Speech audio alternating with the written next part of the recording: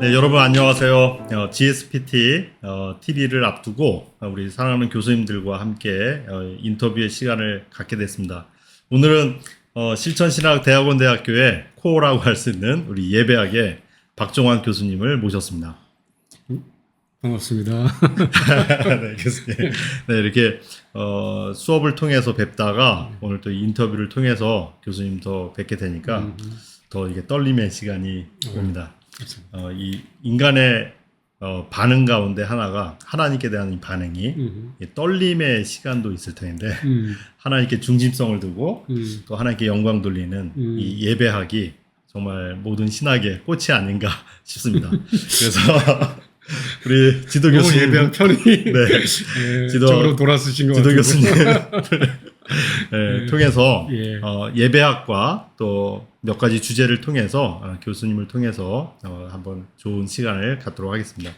교수님 첫 번째 우리 시천신학대학원대학교가 하나님 나라 백성 공동체 역사 종말론적인 증언 공동체를 표현하고 있는데요. 하나님 나라와 예배에 대해서 말씀해 주시면 좋겠습니다. 예, 워낙 큰 주제인데 또 이게 또 짧은 시간 안에 얘기를 해야 되는 부분이라서 뭐 저의 생각을 몇 가지만 좀 나누도록 하겠습니다. 뭐 신학적으로 깊이 들어가기엔 좀 무리가 있는 것 같고요. 하나님 나라를 이야기하기 전에 먼저 우리가 살아가는 세계가 지금 어떤 모습인가에 대한 잠시 어떤 고민을 좀 해볼 필요가 있다. 저는 그런 생각이 들고요. 제가 좋아하는 이제 문화인류학자, 문화이론가 중에 호미 바바라는 사람이 있습니다. 인도의 캘커타에서 태어났고요. 옥스퍼드하고 하버드에서 교수가 돼서 가르치는 분인데, 이제 그분이 쓴 책 중에 이제 로케이션 오브 컬처라는 문화의 위치라는 책이 있습니다. 이제 그 책을 읽어보면 이런 이야기를 해요. 그분은 끊임없이 자기가 누구인가라는 고민을 하는 거죠. 나는 인도에서 태어났는데 교육은 영국에서 받고 미국의 유수의 대학에서 강의를 하고 있는 교수예요. 미국에 오면 인도 사람이라고 하고 인도에 가면 미국 사람이라고 하고 자기는 도대체 누구냐라고 하는 이런 질문을 하는 거죠. 그런데 이제 이분이 간단히 얘기하면 자기는 하이브리디티다, 이제 잡종이다, 혼종이다, 뭐 이런 이야기를 하죠. 이게 사실은 되게 중요한 개념이라고 생각을 해요. 우리는 지금 세상이 마치 1세계와 3세계, 식민지와 피식민지, 기독교와 이슬람, 중심과 주변, 이 항상 적대적 관계에 있다. 우리나라만 봐도 지금 정치적으로 너무나 왼쪽과 오른쪽, 좌측과 우측이 편을 갈라놓고서 굉장히 대립관계에 있는 것들을 보면서 세상의 모습이 이게 과연 정상인가라는 고민을 한번 해봐요. 우리는 너무 이 추상적인 가상의 적들을 만들어 놓고 싸우고 있다. 사실은 1세기 안에 3세계가 있을 수 있고, 이분이 이제 얘기하는 게 3세기 안에 1세계가 있을 수, 이건 뭐냐면은 억압하는 자가 3세계에 있을 수 있고 1세기 안에도 억압당하는 자들이 굉장히 많은데, 이거를 싸잡아서 1세계와 3세계, 이슬람과 기독교, 그 다음에 이거 어떤 절대선과 절대악으로 나눠두고 세상을 이원론적으로 보는 것에 대해서 굉장히 많은 문제 제기를 하고 있어요. 언젠가 어느 교인이 이런 이야기를 한 적이 있습니다. 당신은 왜 예배를 드리느냐라는 질문을 했을 때, 나는 교회에 와서 나와 비슷한 사람들이 다 문제가 많은 세상에서 문제가 많은 사람들이 교회에 와서 하나님 앞에 와서 같이 예배를 드리는 것에서 기쁨을 느낀다라는 얘기를 하는 거예요. 그럼 무슨 얘기냐면 누구도 절대 선이 될 수 없고 누구도 절대 악이 될 수 없는, 우리는 다 문제가 많은 세상 속에서 문제가 많은 사람들끼리 살아가고 있고, 어찌 보면 우리는 하나님 나라를 기대하지만 동시에 이 현실의 역사가 가지고 있는 많은 문제와 어려움과 고통을 안고 살아간다라고 하는 거죠. 결국은 그 호미바바가 얘기했던 이 하이브리드 개념, 또 제3의 공간의 개념이 저한테는 하나님 나라를 이해하는데 굉장히 많은 인사이트를 줬어요. 우리가 이 세상을 살아가지만 끊임없이 하나님 나라에 대한 갈망과 동경과 희망을 가지고 포기하지 않고 살아간다라고 하는 거죠. 계속 들리는 소문들은 폭력과 전쟁과 누가 사고로 죽었다, 뭐 누가 잘못했다, 누구를 처벌해야 된다라는 이런 세상의 목소리들에 대해서 과연 우리 교회는, 복음은, 그리스도는 무슨 말씀을 하실 것인가 라는 고민을 같이 해본다라고 하는 겁니다. 네. 저는 예배라고 하는 것은 결국은 문제가 많은 세상 속에서, 고통이 가득한 세상 속에서 이 사람들 같이 끌어안고 이 세상 하나님께 올려드리는 행위다라고 네. 생각합니다. 이것은 사실은 동방교회, 특히 정교회 신학이기도 하고 알렉산더 쉐멜만의 신학이기도 한데, 서양의 신학이 어떻게 보면 굉장히 하나님 나라가 이 땅에 침투해 들어온다, enter into 한다, 침입해 온다라고 하는 어떤 오신다라고 하는 개념, 이제 몰트만의 개념이죠. 네. 이렇게 강한데 반해서 쉐멜만 같은 경우에는 우리가 들려 올려준다. 하나님 나라로 들려. 물론 그 바탕에는 플라톤적인 이원적인 사고가 있긴 하지만,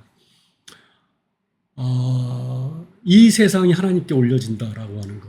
그리고 우리가 고통받는 자를 위해서, 아픈 자를 위해서 같이 기도하고, 하나님 나라가 이 땅에 당겨질 것을 위해서 기도한다라고 하는 게 저는 굉장히 네. 중요한 개념이라고 생각을 합니다. 네. 더 길어지면 너무 길어질 것 같아서 줄이겠습니다. 예. 거기서 예배 가운데 하나님 나라를 미리 맛본다라는 것을 조금 더 설명해 주시면은. 그렇죠. 하나님 나라를 미리 맛본다라고 하는 것은 결국은 이스라엘의 역사, 구약의 역사를 보던, 또 그리스도께서 오셨던 그 신약 시대의 교회를 보던, 지금 오늘날에 있어서 현대의 그 교회가 처한 상황을 보던, 그 어느 시대도 어렵지 않은 시대가 없었다. 네. 고통이 있었고, 억압이 있었고, 아픔이 있었고, 상처가 있고, 또 누군가는 계속해서 아프고, 누군가는 계속 억압을 당하는 이 시대를 살아가고 있는데, 거기서 사람들은 다 하나님의 구원을 꿈꾸고 바라고, 그리고 하나님의 백성이 되어가고, 같이 모여서 기도하고, 엎드리고, 찾아가고, 환대하고, 같이 하나님의 말씀을 듣고, 뭐 구약의 시대는 그게 오경이 되겠지만, 네. 그리스도께서 오신 이후에는 그리스도가 하신 말씀들, 그걸 바탕으로 우리는 떡을 떼고, 네. 성찬에 포도주와 떡을 먹고 마시고 하는 성찬에 참여하는 행위들, 이것이 결국은 굉장히 종말론적인 의미에서 하나님을 미리 맛본다라는 네. 저는 의미를 갖고 있다고 생각을 합니다. 그래서 어떻게 보면 이 예배는 행위와 관련되어 있다. 네. 맛본다라고 하는 것, 경험한다라고 하는 것. 또 하나는 혼자 하는 행위가 아니고 공동체가 같이, 네.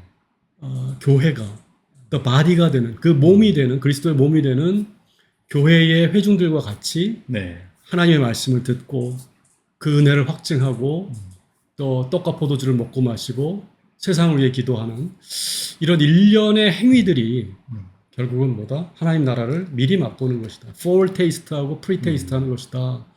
저는 그렇게 생각이 들어요. 그래서 교회는 그만큼 소중하다. 네. 정말 하나님 나라에 있어서 정말 포기할 수 없는 마지막 기지가 저는 교회라고 생각이 들고, 그 교회 안에서도 예배라는 생각을 합니다. 네.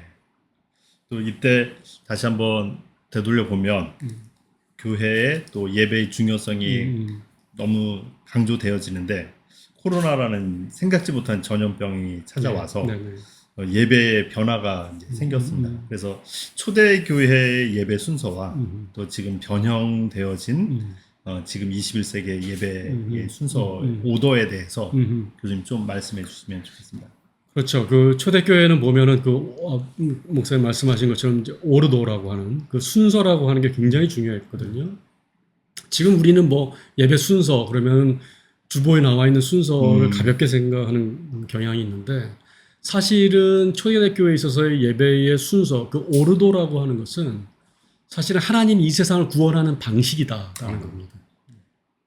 우리가 하나님을 만나는 방식이고 하나님이 자기 자신을 우리에게 계시하는 방식이기 때문에 그만큼 순서가 중요한데, 그 순서 하나하나에 담겨있는 그 신학적인 의미들, 네. 저는 그게 너무나 소중하다고 생각이 들고요. 크게 보면 초대교회는 사중구조를 가지고 있었죠. 모이고, 네.